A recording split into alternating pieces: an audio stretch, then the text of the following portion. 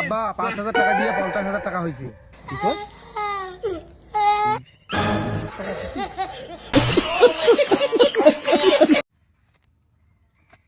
আরে মা আনছে পাইছে বেটা আর মুই পাইছি একটা পাতা মা আব্বা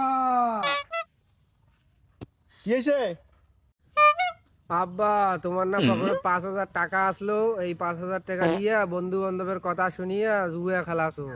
কি কস? তুই মোরে পকেটের টাকা পারকে জুয়ে খেলাছিস? আব্বা মোর কথাটা শোনো আগত। তোর কথা আর কি শোনাও, তুই তো মোর সবে শেষ করছিস। টাকা পারকে নিয়ে তো জুয়ে খেলাছিস।